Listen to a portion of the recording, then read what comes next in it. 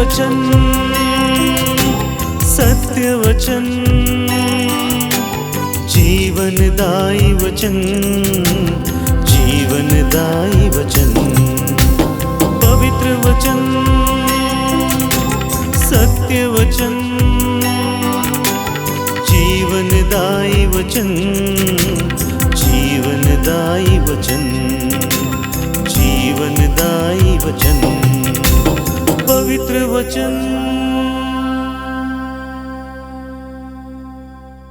आप सबको जय यीशु। पुनः एक बार सच संचार स्टूडियो में आप सभी का बहुत बहुत स्वागत है। आज बड़े आनंद के साथ मैं स्वागत करता हूं हमारे स्टूडियो में श्रद्धेय फादर हेरल्ड डिकुना जी का, जो कि बरेली धर्म प्रांत के विकार जनरल हैं और वर्तमान में सेंट अल्फोंसस कैथेड्रल महागिरजाघर के पल्ली पुरोहित हैं एवं bishop convent senior secondary school Bareilly के प्रबंधक हैं। श्रद्धेय फादर हेरल्ड डिकुना हमारे बरेली धर्म प्रांत के विभिन्न पल्लियों में पल्ली पुरोहित रह चुके हैं। साथ ही साथ वो कई वर्षों तक विभिन्न विद्यालयों के प्रधान आचार्य रह चुके हैं और वर्तमान में वो बरेली में यहाँ पर नियुक्त हैं। आज हमारे बीच में हमारी स्टूडियो में मौजूद है अपने अनुभव को लेकर, अपने ज्ञान को लेकर और अपनी श्रद्धा को लेकर। तो आइए हम आप सभी की ओर से उनका हार्दिक स्वागत करते हैं। वेलकम फादर जी। धन्यवाद। आज हम फादर जी के साथ मकाबियों के ग्रंथ के बारे में चर्चा करेंगे। तो सबसे पहला प्रश्न फादर जी मेरा आपसे ये है कि मकाबियों के ग्रंथ में किन किन प्रमुख बातों का उल्लेख किया गया है? जी हाँ, मकाबियों के 2 ग्रंथ बाइबल में शामिल हैं, जो कैथोलिक बाइबल में शामिल हैं जी। मकाबियों का पहला ग्रंथ और मकाबियों का दूसरा ग्रंथ। आज हम मुख्यतः मकाबियों के पहले ग्रंथ के बारे में विचार विमर्श करेंगे। इससे पहले मैं बाइबल का और इजरायलियों के इतिहास के बारे में संक्षिप्त में पृष्ठभूमि देना चाहता हूँ। बाइबल में, कैथोलिक बाइबल में कुल 73 ग्रंथ हैं और इसे 2 भागों में विभाजित किया गया है, पुराना व्यवस्थान, नया व्यवस्थान। ईसा पूर्व के ग्रंथों को पुराना व्यवस्थान में रखा गया है और ईसा के बाद के ग्रंथ हैं वो नया व्यवस्थान हम कहते हैं। इजराइलियों का प्रारंभ जो है इतिहास पिता इब्राहिम के साथ होता है। इब्राहिम के बाद इसहाक, याकूब और उनके पुत्र। फिर वो मिस्र देश में निर्वासित हुए और वहाँ पर बहुत साल उन्होंने बिताए, गुलामी में रहे। फिर ईश्वर ने अपनी दया से उनको आज़ाद किया, मिस्र देश से प्रतिज्ञात की ओर उन्हें ले जाने के लिए उनकी सहायता की। और प्रतिज्ञात देश आने के बाद भी उनका जो है संकट समाप्त नहीं हुआ। कई बार विदेशी आक्रमण इजराइल पर हुए और वह निर्वासित भी किए गए। तो ये मकाबियों के 2 ग्रंथ बाइबल के ऐतिहासिक ग्रंथों में शामिल हैं, क्योंकि इसमें ईसा पूर्व 2री शताब्दी का जो इतिहास है इजरायलियों का, उसके बारे में वर्णन किया गया है। और मुख्य रूप से यहाँ पर युद्ध का विवरण दिया गया है जो इजरायलियों ने सीरियाई उत्पीड़कों के साथ किया अपनी स्वायत्तता के लिए, स्वतंत्रता के लिए। क्योंकि इजरायलियों की एक अपनी पहचान है, एक अपनी आस्था रही और उनकी अपनी संस्कृति, अपना धर्म और अपनी भाषा, सब कुछ अलग था और वो अपनी स्वायत्तता रखना चाहते थे। लेकिन इतिहास में हम लोगों ने पढ़ा है कि सिकंदर, यूनान देश का एक महान सम्राट था, वो एक पराक्रमी था, शक्तिशाली था। उसने यूरोप के कई देशों पर अधिकार जताया। उसके बाद पूर्व की ओर बढ़े, सीरिया और अफगानिस्तान तक आए, भारत के वो सीमा तक भी पहुँचे वो, लेकिन भारत नहीं आ पाए क्योंकि बीमार हुए, उनका देहांत हुआ असमय। और उनके बाद जो उन्होंने आक्रमण किए थे सीरिया और मिस्र देश को, वहाँ पर उनके जो सम्राट थे या उनके सेनाधिकारी थे, उन्होंने वहाँ पर अधिकार जताया। सेल्यूकस नाम के व्यक्ति ने सीरिया में अपना अधिकार जताया और धीरे धीरे उनका अधिकार का भी विस्तार हुआ और इज़राइल पर, यहूदा देश पर सब लोगों की नज़र थी उसको हासिल करना। तो उसमें हम देखते हैं सेल्यूकस के सेल्यूकाई एक राजा थे, उसको एंटियोकस चतुर्थ थियोफिनिस भी कहते, एपिफानिस भी कहते थे उसको, उसका उपनाम था।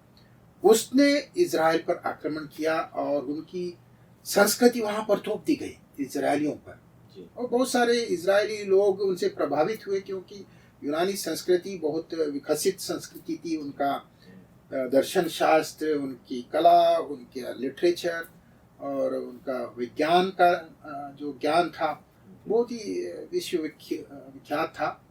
तो काफ़ी लोग, इजरायली लोग उससे प्रभावित हुए। उन्होंने जो ये हेलेनिस्टिक संस्कृति को अपनाई। लेकिन एक परिवार था, उसका नाम था मटाथियस। मटाथियस जो है एक मंदिर का पुजारी था, और उसने इसका विरोध किया। एक इजरायली था, सच्चा इजरायली था, और उसने इसका विरोध किया।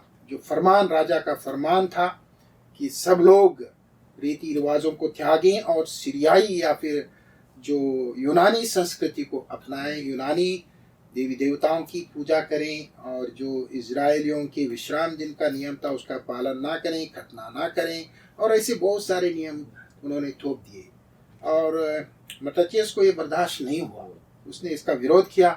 और फिर जो यहूदी एक व्यक्ति था उस मंदिर में, वो मूर्ति पूजा करने लगा, तो वहीं पर मटाथियस ने उसका वध किया, और जो राजा का वह प्रतिनिधि आया था उसका भी वध किया। इसी के साथ ये मकाबियन विद्रोह का प्रारंभ होता है, इसी के साथ। तो इस पुस्तक में मुख्यतः विद्रोह के बारे में वर्णन किया गया मुख्यतः। जी हाँ जी, धन्यवाद फादर जी। मकाबियों के ग्रंथ के लेखक के बारे में क्या विचारधारा है, और इस पवित्र ग्रंथ को कब लिखा गया है? जी, मकाबियों के ग्रंथ के लेखक के बारे में कुछ निश्चित रूप से नहीं कहा जा सकता है ये किसने लिखा है जी। लेकिन हम अनुमान लगा सकते हैं जिसने भी ये लिखा है, जो इब्रानी भाषा में लिखा था ये, लेकिन वो मूल प्रति नहीं प्राप्त है। उसके बाद जो यूनानी भाषा में अनुवाद हुआ था वो प्रति अभी उपलब्ध है, उस समय उपलब्ध रही। तो लेखक के बारे में निश्चित रूप से नहीं कहा जा सकता है कि ये किसने लिखा है, लेकिन ये अनुमान लगाया जा सकता है कि जिसने भी लिखा है वो एक समकालीन व्यक्ति रहा, क्योंकि उसको वहाँ की बहुत भौगोलिक जो जानकारी है, और फिर वहाँ का जो राजनीतिक परिस्थिति के बारे में, सामाजिक परिस्थिति के बारे में अच्छा ज्ञान था। सैन्य अभियान जो हुए उसका भी अच्छा ज्ञान था, और कूटनीतिक रिश्ते रहे, डिप्लोमेटिक रिलेशंस, इसके बारे में अच्छा ज्ञान था। तो हम ये अंदाज़ा लगा सकते हैं कि वो कोई एक समकालीन व्यक्ति था।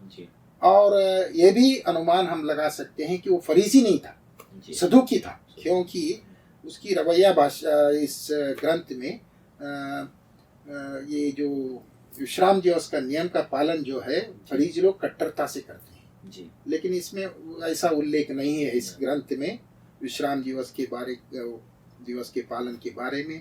फिर वो भविष्य का जीवन, पुनरुत्थान के बारे में भी नहीं लिखा गया। इससे हम अनुमान लगा सकते हैं कोई सदूकी था जिसने ये लिखा है। धन्यवाद फादर जी। और एक प्रश्न जो है वो है कि मकाबी के ग्रंथ का केंद्रीय और प्रमुख विषय क्या है? जी, मकाबियों के ग्रंथ का प्रमुख विषय है जो हस्मोनियन राजवंश था जी, जिसे बाद में मकाबी कहा गया है। तो उनके जो मटाथियस के 5 पुत्र थे जी, उनमें यहूदा नाम का पुत्र बहुत प्रमुख था। उसके नेतृत्व में ये विद्रोह हुआ। प्रारंभ तो मटाथियस ने किया, लेकिन यहूदा को एक उपनाम दिया गया, उसका नाम है मकाबीस। और ये धीरे धीरे संपूर्ण परिवार को, उनके खानदान को ये नाम दिया गया मकाबी। तो इसका प्रमुख विषय ये है कि किस प्रकार से इन्होंने सीरियाई उत्पीड़कों का सामना किया, मुकाबला किया, और मंदिर का पुनर्प्रतिष्ठान में बहुत बड़ा योगदान रहा, क्योंकि यरूशलेम उनके लिए एक आस्था का केंद्र था यहूदियों के लिए। और इस मंदिर को उन्होंने अपवित्र किया, नष्ट किया, भ्रष्ट किया, और ये उनसे बर्दाश्त नहीं हुआ। उसका पुनर्प्रतिष्ठान इनका एक मुख्य उद्देश्य रहा। फिर उनकी जो संस्कृति, उनकी जो परंपराएं हैं यहूदियों की, उसको फिर उन्होंने कायम रखने के लिए ये प्रयास किया, आंदोलन छेड़ा। और उसमें काफी हद तक वो सफल हुए, भले ही वो छोटे समुदाय के लोग थे और जी। सीरियाई सम्राट की सेना बहुत बड़ी थी, बड़ी थी विशाल। लेकिन ईश्वर यहूदियों के साथ थे और ये मकाबियों के साथ थे और उन्होंने विद्रोह किया और सफलता भी हासिल की। तो जिसके साथ ईश्वर होंगे वो जरूर सफल होंगे बिल्कुल हमेशा। बिल्कुल। तो ये इसका उद्देश्य क्या है एक तरह से, मतलब इस ग्रंथ का? इस ग्रंथ का उद्देश्य हम सबों को जागरूक करना कि हमें हमेशा हमारे विश्वास में अड़े रहना चाहिए। जो हमें विश्वास प्राप्त हुआ है ना, उस पे हमें बने रहना चाहिए। यही मुख्य उद्देश्य है। इजरायलियों को दोबारा जागरूक कराना था इस लेखक का और मकाबियों का उद्देश्य था, जो भटक गए थे जी। सीरियाई और जो हेलेनिस्टिक कल्चर था उससे वो प्रभावित हुए और भटक गए। कई लोगों ने अपनी आस्था, अपनी विश्वास को छोड़कर देवी देवता की पूजा करने लगे, तो उसको पुनर्जागरूक करना था, यही उद्देश्य था उनका। जी।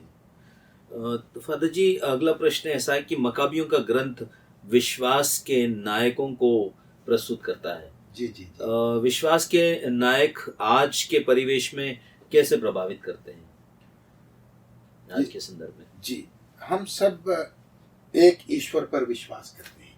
जी। इजरायली भी एक ईश्वर पर विश्वास रखते थे, आज भी रखते हैं, जिन्होंने उन्हें हर प्रकार की मुसीबतों से बचाया है, रक्षा की है। तो हमें विश्वास में अड़िग रहना चाहिए, चाहे कोई भी परिस्थिति आए। इसमें समझौता बिल्कुल नहीं करना चाहिए, विचलित नहीं होना चाहिए, क्योंकि बहुत सारी ऐसी चीजें हैं दुनिया में जो हमें विचलित कर सकते हैं। लेकिन अगर हम विश्वास में अड़े रहें तो हमें कोई विचलित नहीं कर सकता है, कोई हमें हरा नहीं सकता, हमारी जीत होगी। तो जैसे प्रभु ने कहा जी ना, संसार के अंत तक मैं तुम्हारे साथ हूँ, तो उनके साथ रहे और उनकी जीत हुई। जी। भले ही उनका राष्ट्र बहुत छोटा राष्ट्र है, लेकिन विश्वास में अड़िग रहे, इसलिए उनकी जीत हुई। तो जैसे कि आपने बताया अभी, तो हम समझते हैं कि मकाबियों के ग्रंथ में शहादत को उत्कृष्ट तरीके से दर्शाया गया है। जी हाँ। तो शहादत किस प्रकार से विश्वास की रक्षा करता और मजबूत करता है? देखिए, उदाहरण के लिए हम हमारे देश को ही ले।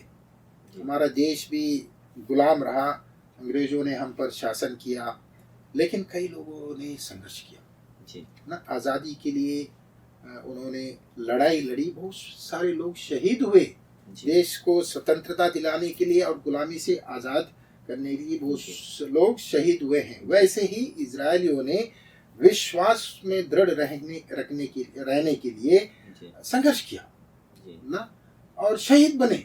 हम दूसरे मकाबियों के ग्रंथ में उदाहरण दिया गया है, एक स्त्री, माता और उसके 7 पुत्र, उन्हें विवश किया गया कि वो प्रतिबंधित जानवर का मांस खाएं, लेकिन यहूदी ऐसा नहीं कर सकते हैं। उनके धर्म के अनुसार और उनके आस्था के अनुसार नहीं कर सकते हैं, तो उन्होंने नहीं किया। उन्हें दबाव डाला गया, उत्पीड़न किया गया, उन पर बहुत ही क्रूरता से वो पेश आए। धीरे धीरे उन्हें बड़े क्रूरता से उन्हें मार डाला, लेकिन 7 पुत्रों ने एक के बाद एक उन्होंने जान दे दी। अंत में माता ने भी जान दे दी, लेकिन वो विश्वास से नहीं हटे, दृढ़ बने रहे।